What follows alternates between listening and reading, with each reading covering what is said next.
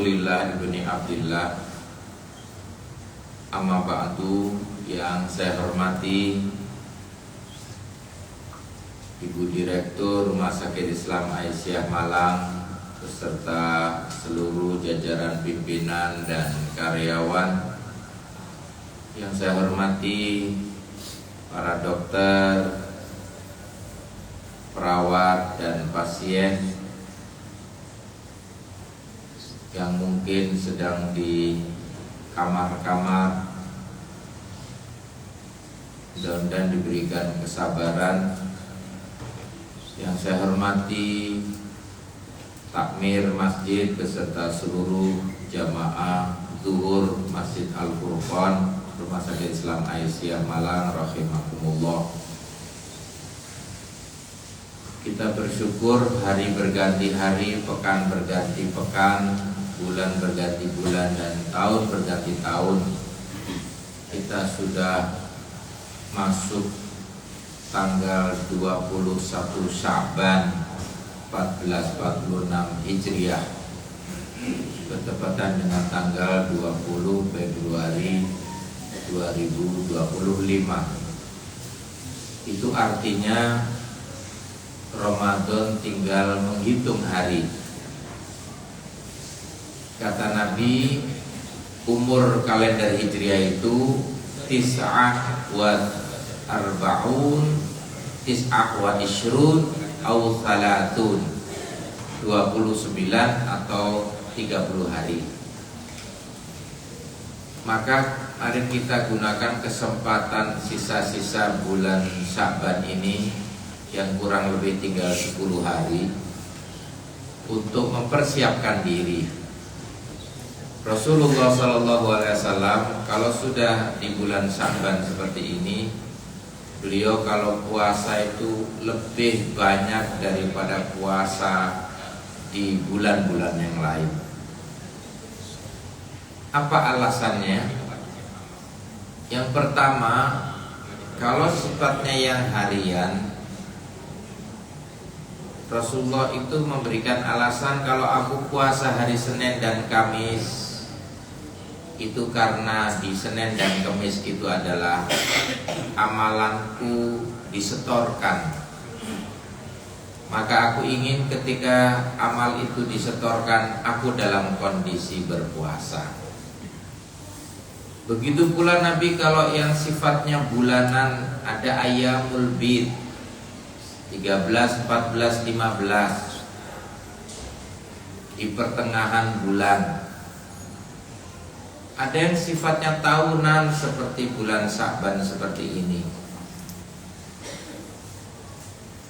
Dikatakan oleh Nabi, yurfa'u amalus shalihin.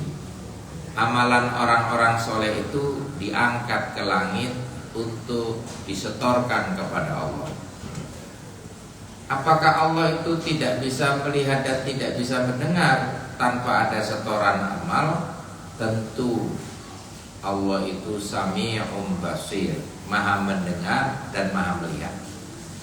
Tetapi tugas malaikat adalah mencatat dan melaporkan kepada Allah amalan-amalan kita. Nah, pada bulan Sya'ban inilah, mulai dari tahun yang lalu Sya'ban 1445 Hijriah sampai Sya'ban 1446 Hijriah, inilah amalan kita disetorkan.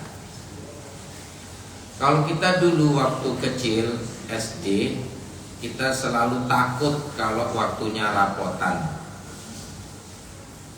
Bapak Ibu betul waktunya rapotan dulu takut? Kenapa kira-kira takut? Kalau rapotnya itu sampai ada angka 5, dan angka 5 itu selalu menggunakan tinta merah. Itulah namanya rapotnya merah. Kalau sudah begitu pasti orang tuanya dipanggil. Bapak Ibu, kenapa anaknya kok rapotnya merah? Sudah berangkat Pak dari rumah, tapi tidak sampai ke sekolah. Kira-kira kemana ya? Mungkin cari tebu atau main kelereng. Bermainlah mereka, akhirnya tidak sekolah. Nah, tahu-taunya itu waktu rapotan. Nah, kita juga begitu.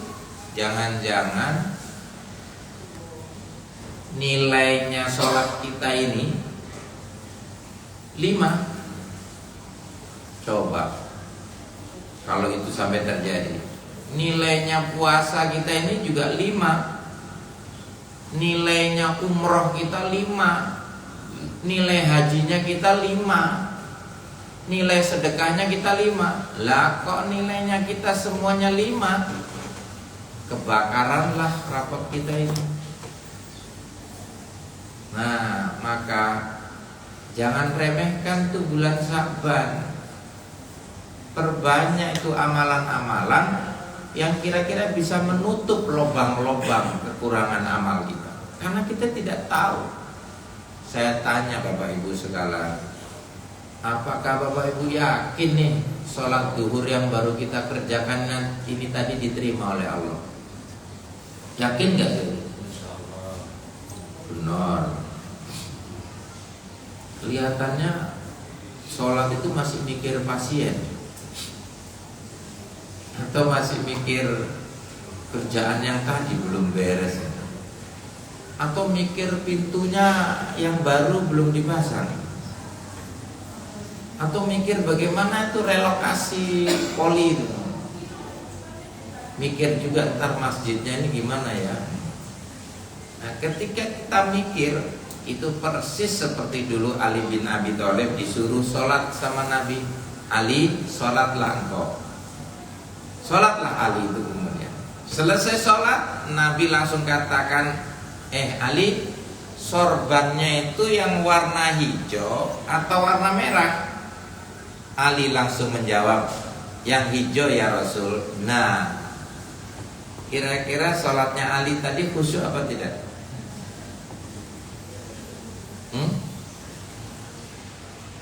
Kalau dia bisa menjawab langsung kok milih warna hijau, berarti kan selama dia sholat tadi mikirin kira-kira Nabi mau kasih hadiah apa ya. Itulah caranya ngetes kalau mertua sebagai calon mertua dan calon menantu, ngetes kira-kira ini cocok nggak jadi menantu. Jadi ngetesnya pakai sholat. Ternyata orang selevel Ali bin Abi Thalib saja tuh, kalau sudah sholat seperti itu masih juga itu mikirin sorban. Kira-kira bapak-bapak ini sholat tadi mikirin apa?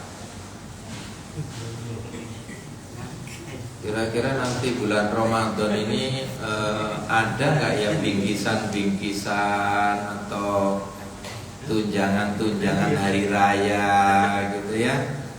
THR itu kan bisa tunjangan, bisa turahan ya. Wah, mulailah ini. Tidak hanya sambutan tapi sambatan ini. Mulai ada sambatan-sambatan. Ya, dan itu normal. Tapi tahu kemudian setelah menjadi menantu Nabi, ketika peperangan dan ada satu anak panah yang menancap dan tembus di tangannya Ali mengatakan kepada sahabatnya, tolong kau cabut anak panah ini ketika nanti aku sholat.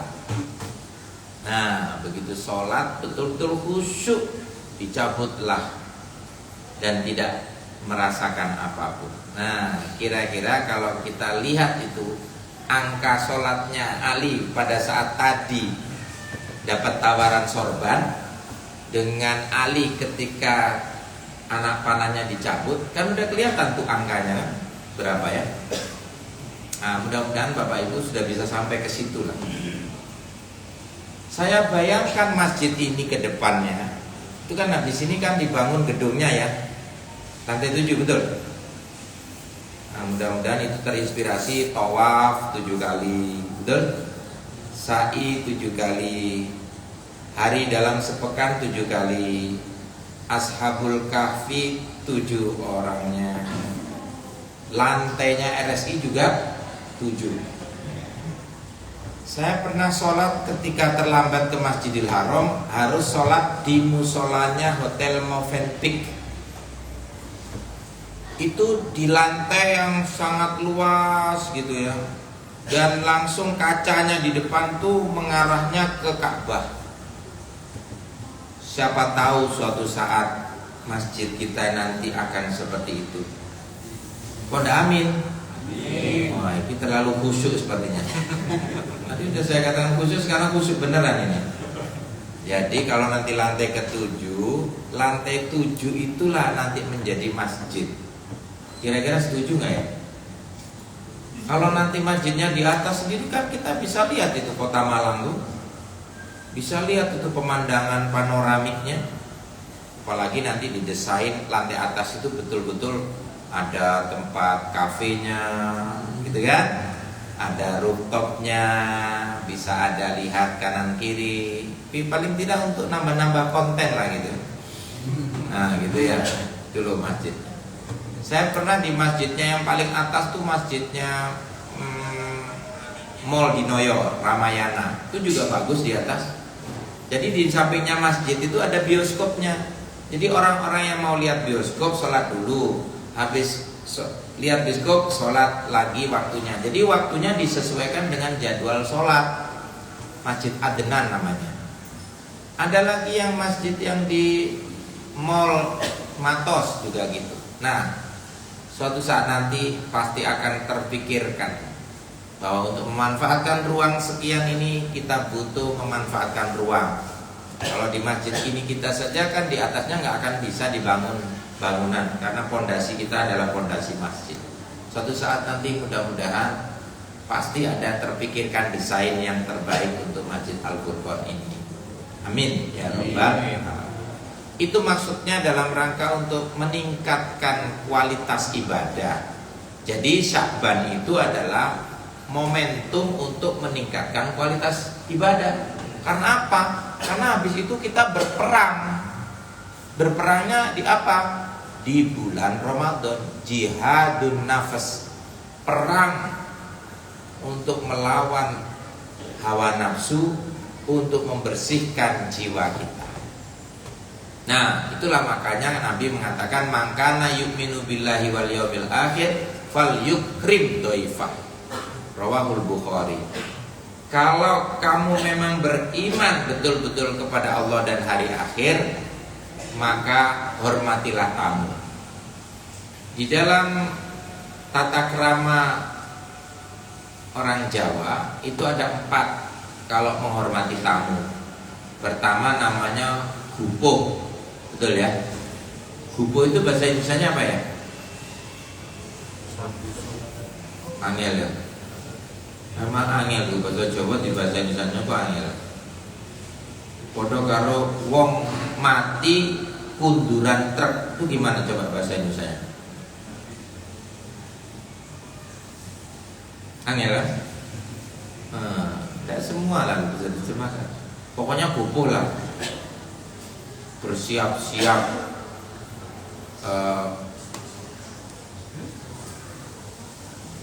melakukan segala macam hal untuk menyambut.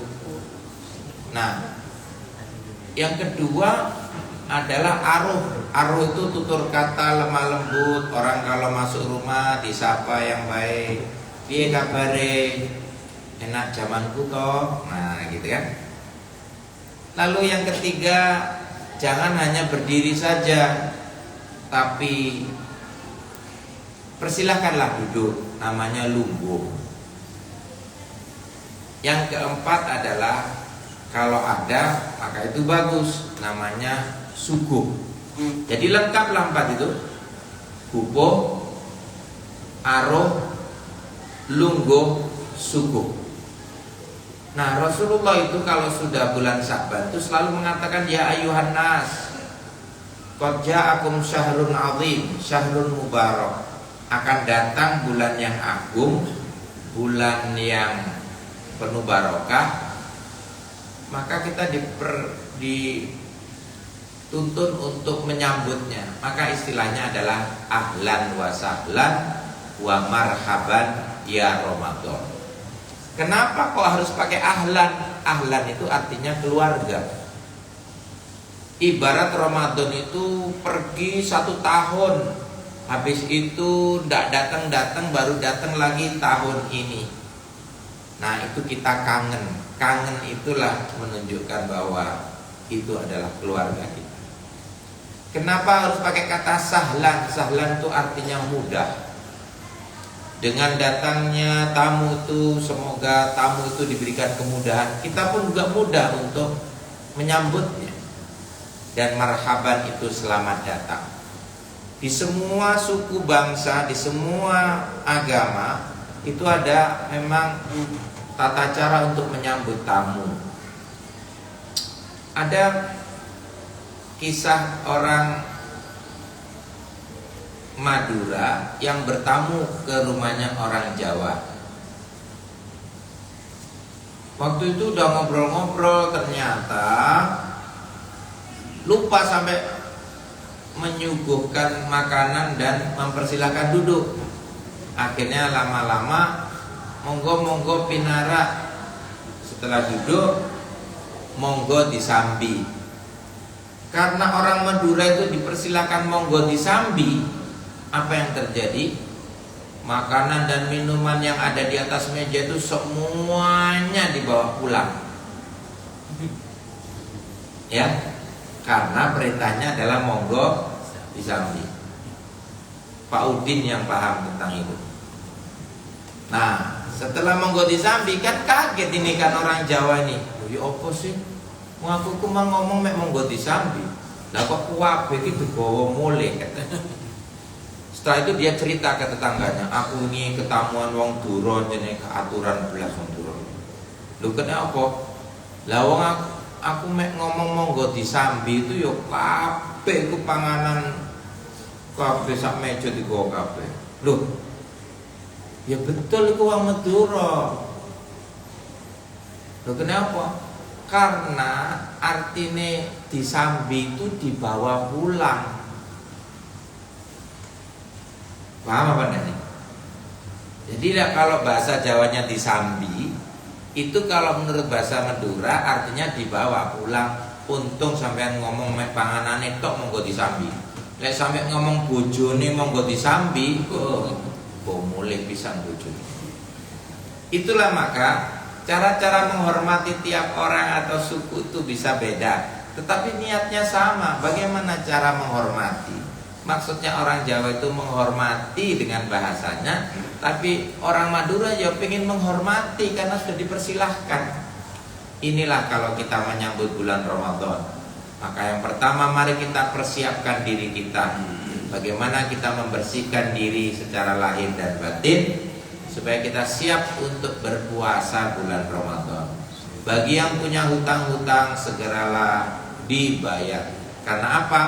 Kalau hutang kepada manusia saja kita wajib membayarnya, apalagi hutang kepada Allah Subhanahu wa taala.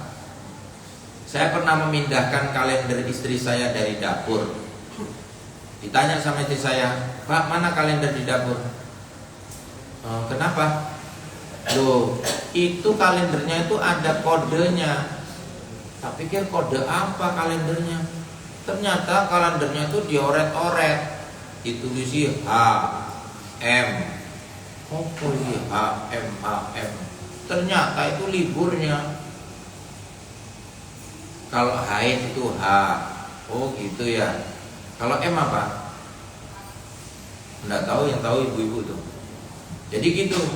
Akhirnya sudah tahulah itu angka-angka berapa yang harus dibayar puasanya. Jadi makanya bapak-bapak ini sebagai suami jangan mindahkan kalender yang ada di dapur. Itu diletakkan di dekatnya the dome of rock, tembok ratapan. Jadi di bawahnya kalender itu ada tembok ratapan namanya. Kalau sudah tanggal muda tidak akan ada masalah, tapi kalau udah tanggal tua, itu tembok ratapan di situ. Nah, jadi hutang-hutang itu mari kita selesaikan supaya tidak sampai terlanjur ketemu dengan Ramadan lagi. Dan memang keutamaannya kalau misalnya kita bisa berpuasa di bulan Syaban ini sekaligus puasa membayar hutang, nanti dapat keutamaan. Nah, begitu pula kita mempersiapkan makanan untuk apa sih? Untuk menjamu orang-orang yang berbuka. Suatu saat sahabat ada yang tanya, "Ya Rasul, aku ingin dapat pahalanya orang yang memberikan berbuka. Apa kamu punya kurma?" "Enggak punya ya Rasul."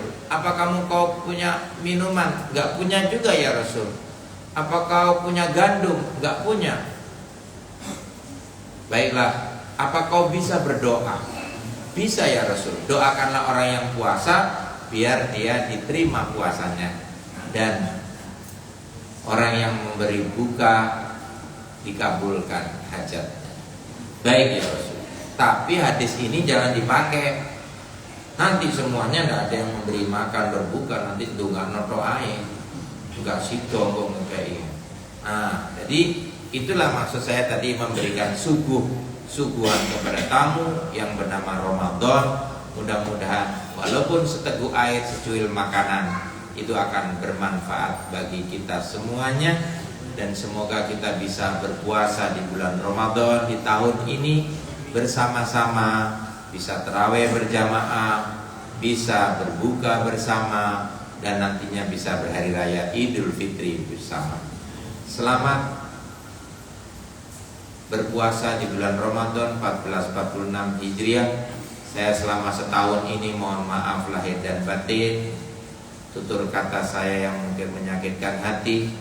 Kalau pisau menyayat tubuh masih adalah harapan sembuh, tapi kalau lisan menyayat hati, kemana obat akan dicari? Kecepot gulana mira, mung beda salah lopota, gulanya ona sepora. Dan mudah-mudahan dosa-dosa kita semua diampuni oleh Allah Subhanahu wa ta'ala. Mari kita membuka lembaran baru, dan insya Allah bulan Ramadan akan kita sambut dengan kegembiraan, karena man fariha bidukhuli Ramadan haramallahu lahu jasadahu minan nira. Kalau kita bahagia menyambut bulan Ramadan, maka kulit kita ini tidak akan disengat atau kena terbakar api neraka. Semoga Allah terima amal ibadah puasa kita semuanya nantinya, amal ibadah kita selama 1 tahun ini, dan Allah ampuni dosa-dosa kita. Subhanakallahumma rabbana wa bihamdika asyhadu an la ilaha illa anta astaghfiruka wa atubu ilaik. Assalamualaikum warahmatullahi wabarakatuh.